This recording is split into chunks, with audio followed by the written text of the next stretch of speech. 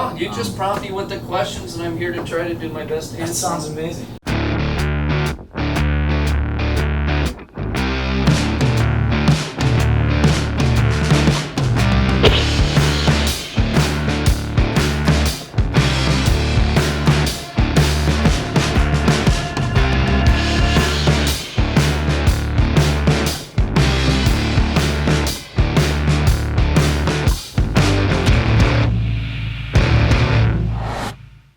Perhaps just a little introduction first. Chris? My name's Chris Heatley, owner of this 113. This is my fourth yacht. This is my second build, and we're just going to talk about it a little bit. And it's up for sale at the moment. Yeah, and for charter at the same time. Yeah, or? it's up for sale, up for charter, because you never can tell. It can take years to sell a boat sometimes. So. Actually, that's something I do want to check. Has it always been up for charter? Yes, I designed the boat around charter. My previous boat we chartered quite a bit. Okay. And we were fortunate enough to be able to take those guests that chartered our other boat, and they would follow us and come charter this boat. As we talked a little bit earlier, it's all about the crew as much as it is the boat, and so my captain would keep in touch with the charter guests, or vice versa. They keep in touch with him, and they've come on board as well. So when I built this boat, I took into consideration what the family needed, as well as what I thought charter guests would like to have. Right, okay. I have a question that I've always wanted to know, and it's been difficult to answer because I know every boat is different, but charter business, is it there to help maintain the vessel and keep the cost down, or are you actually able to make money from a charter business? Well, I'm sure some programs they make money. I haven't found that to be the case myself, but it definitely helps offset the expense of owning a boat. But it's a two-edged sword as well, because the more the boat gets chartered, the more wear and tear, the more maintenance that the boat needs versus, just sitting, in a boat slip, let's say. But, I run a business and stuff, so my life doesn't allow me to get on the boat as often as I'd like to. And keeping a crew just at a dock, they'll go stir crazy. Correct. So, I mean, they want to be, they're in this business because they love to be on the water and not on a boat sitting in a dock. They do it to explore and, But I mean, your advice to somebody that thinks that they're capable of buying a boat, chartering it, and making money from that process as opposed to offsetting just the expenses, is it something that is really difficult to do? It's not a money-making business, it's in some aspect an offset business just to save some costs in some aspect. Well, for myself, in my experience, I can say it's an offset. It's an offset. I've never, sat down with my accountants at the end of the year and they said, hey, you made some money here, There's always, it's always out of pocket expense. So if you had to buy this vessel and do absolutely no personal time, but purely charter, do you think that would change the equation, or you still think that you might just be covering costs? No, I think you could. Yeah. I think if you weren't using the boat personally, and and it's not just wear and tear on the boat, it's wear and tear on the crew. I mean, they need a break too, It's absolutely, so you got to be considerate of that, and I think that's one reason I have my captain around, for the last 12, 15 years with me, is because you got to be considerate that, they have families and they need downtime, they need to rejuvenate as well. This is crazy for me to hear because I've worked on boats and usually the crew is not always taken into consideration. To have a yacht owner that does care about the crew, and it's obviously a result because you've had a captain for 13 to 15 years. Yes. He wouldn't want to be here if he didn't want to be here anymore, and you've obviously, kept him. So, yes, exactly. To be honest, that's rare, and I don't think there are very many boat owners that do take the crew into account. So as an ex-crew member, I seriously appreciate that. And I mean, Chris was just saying that often his boat, the boat's been rebooked because of the crew, because of the fact that the guests wanted to come back and enjoy the boat, which they loved, but the crew was a big part of it. Yeah, that's exactly right.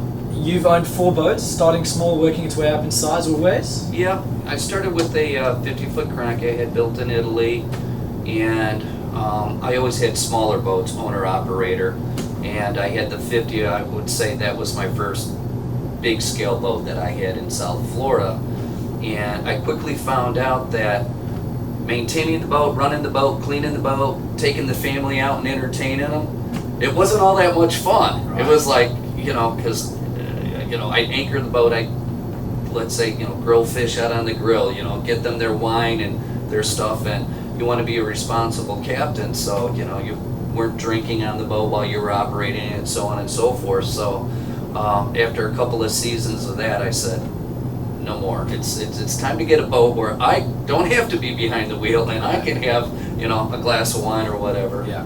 So Next one, a bigger one as well? yeah, then I went to an 80-foot Lazara, Yeah.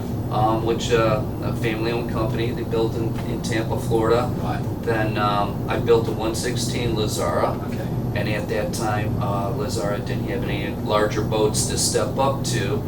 And the needs of the family change and it grows, you know, with grandkids and things of that sort. So we moved up to this 133 tri-deck with 6 staterooms. Okay, I have a completely different topic to talk Okay. about, and this is something perhaps that I'm interested in. Okay. And it has to do with the fact of building up from perhaps where you started up to where you are today. Okay. Background, coming from a wealthy family, or was it all self-made? No difference. I'm just curious as to the process. Right. Well, I can. Okay. So I'm 3rd generation in a family-owned business. My grandfather, in 1949, invented aerosol spray paint. No way. And yes, and my father then ran the business. My grandfather was a huge sportsman, a big fisherman, lived down in South Florida, and was basically an absentee owner, if you would say. Right. My dad ran the business, but funny enough, it was my mother's father that invented aerosol spray paint, and my mother's a doctor by trade. And when my grandfather had passed, my mother inherited the business.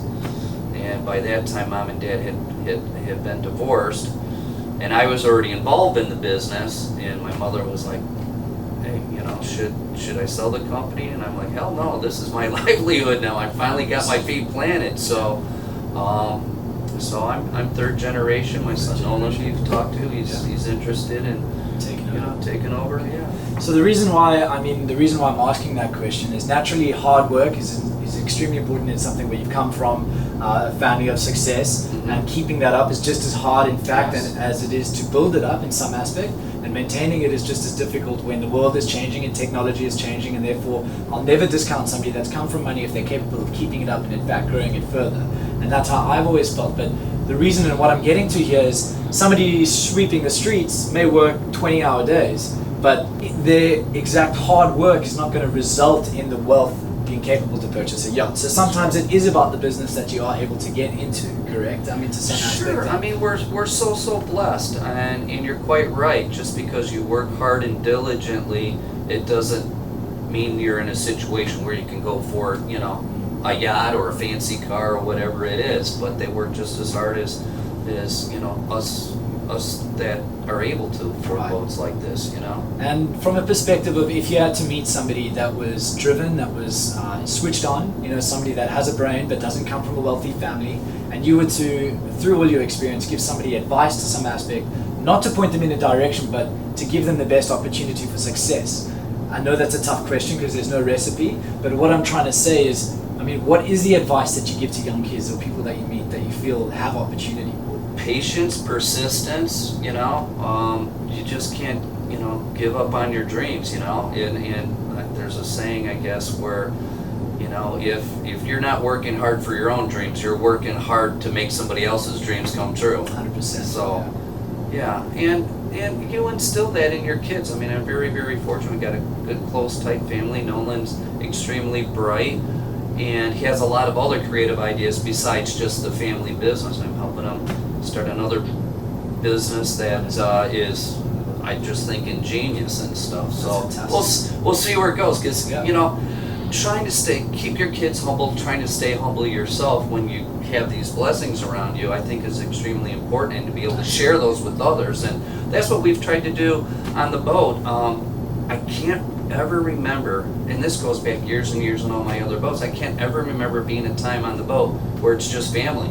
It's somebody's girlfriend or boyfriend or friends of ours, you know, and you just get to share it because, you know, sometimes it's a once in a lifetime experience for them. Absolutely. You know? I think what you just highlighted, which was humility and remaining humble, is probably one of the most important attributes for anybody of wealth, because you just keep yourself in check and realize what you have and make sure you keep working to keep it there. You know? So, and I think part of that shows, you know, like you said, having the crew as long as I have. Absolutely. You know, it's that mutual respect for one another. I did ask a few of you if you had any questions, if you were sitting where I am right now, to be able to ask a yacht owner some questions. So I'm going to jump into those quickly and just grab my phone out. I haven't read any of these myself. All right, don't make them too difficult on me, viewers. No, no, I'm sure it's fine. I'm just going to jump straight to it quick. Give me 1 second. There were some interesting ones. A couple of them asked if you would just, lend them some money. So those are being discounted. Okay, reasons behind buying a boat. And I suppose, in fact, I might change this. You chose a yacht over a plane. I don't have a plane right now, and believe me, it's not because I haven't been pressured from the family to get one. I mean, there's some definite benefits to that. But if you ask the question, why buy a yacht versus charter a yacht? Right. Because it's yours. You get to be on it. You get to touch and feel your own stuff. You get to put your own artwork in it, your own soft goods, your own, you're sleeping in, your own sheets and so on and so forth. And I think that was the difference between saying, hey, let's just be a charter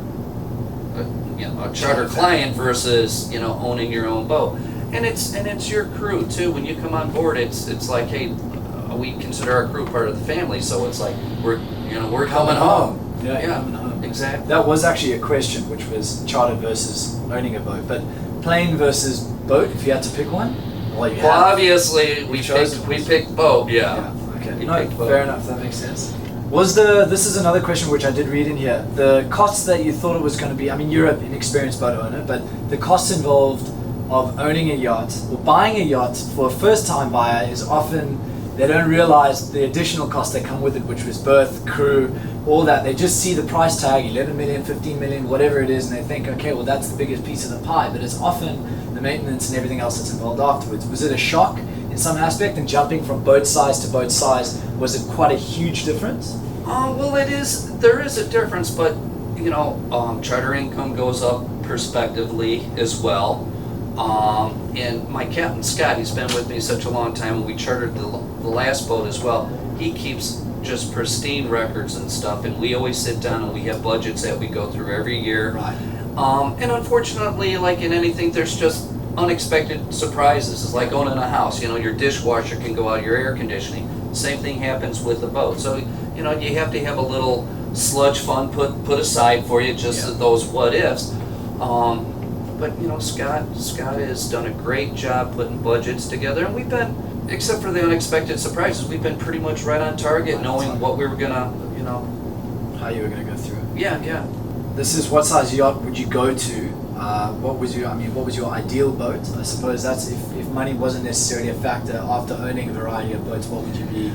Well, I can say this: bigger isn't always better. Yeah, okay, and I would say go as small as you can go and still have the functionality that you're looking for, and think it through where you want to be. Like the Bahamas, it's very shallow water down there, and you have a lot of these big boats, 180s, 150s even, they can't get to where I can get. So the draft is extremely important if you want to get into some of these smaller islands and really go exploring.